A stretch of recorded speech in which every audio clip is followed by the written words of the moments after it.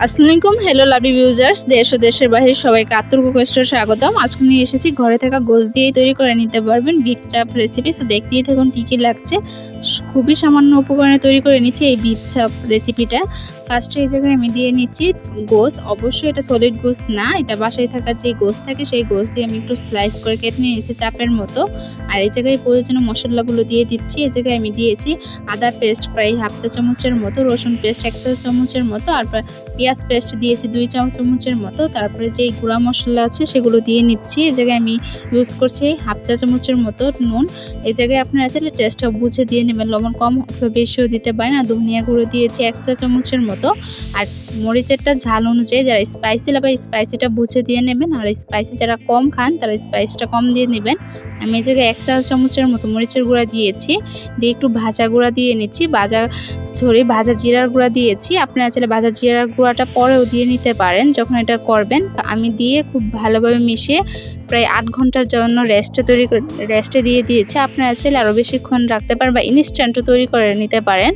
এই জায়গায় আমি রেস্ট নেওয়ার পরে এটা আমি খুব ভালোভাবে একটা কাঁটা চামচ দিয়ে থেতলিয়ে নিচ্ছি। এই জায়গায় আপনারা চাইলে হ্যামার দিয়েও থেতলিয়ে নিতে পারেন, বা সেটাও যদি না থাকে তাহলে শিলপাটা দিয়ে পাটা দিয়ে খুব ভালোভাবে একটু ছেঁচে দিলেই হয়ে যাবে। আর এই জায়গায় যদি একটু ছেঁচে দেন তাহলে এটা খুব ভালোভাবে সিদ্ধও হয়ে যায় আর খুবই মজাও হয়ে থাকে, সম্পূর্ণ মশলা ঢুকে যায়।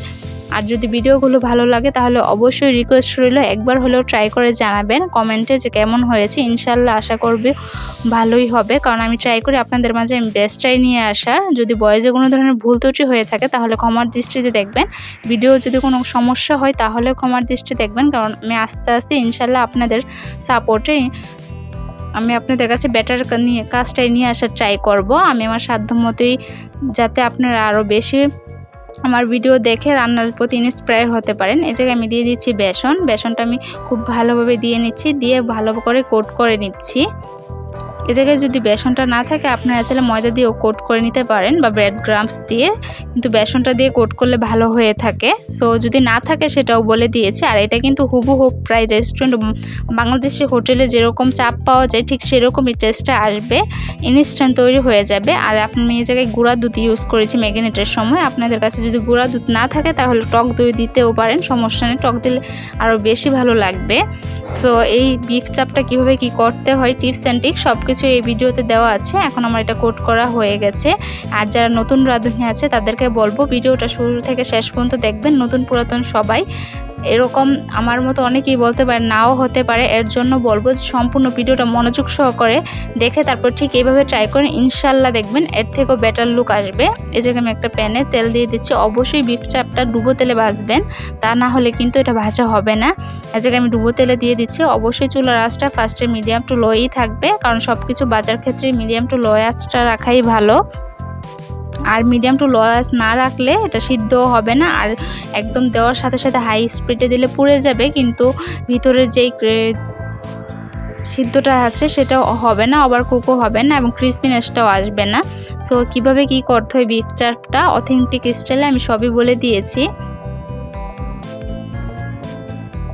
আর এটা কিন্তু চাইলে বাসায় ওকেশন বা কোনো যদি কেউ আসে স্ন্যাক্স টাইপ বা অ্যাপেটাইজার হিসেবেও দিতে পারেন, খুবই মজার একটা ট্রাইব। আর এখন যেহেতু কুরবানি গেছি তার মানে আমাদের সবার কাছে কিছু না কিছু বিফটা এটা থাকবেই, মাস্ট বি। সো এটা তৈরি করে ফেলতে পারেন আর আমাকে কমেন্টে জানাবেন।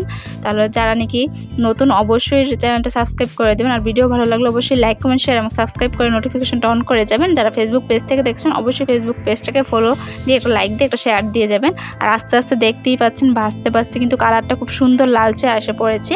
ঠিক এই পর্যায়ে বুঝবেন যে আপনার এগুলো কুক হয়ে গেছে, যখনই ব্রাউনিশ আসবে। আর কিভাবে করতে হয় বিফ চাপটা সব কিছুই কিন্তু আমি বলে দিয়েছি, এর জন্য ভিডিওটা মনোযোগ সহকারে দেখবেন, ইনশাল্লাহ আশা করছি ভালো হবে। আর আপনারা কি কি ভিডিও চান কমেন্টে জানাবেন, আর কে কোথা থেকে দেখছেন সেটাও বলবেন।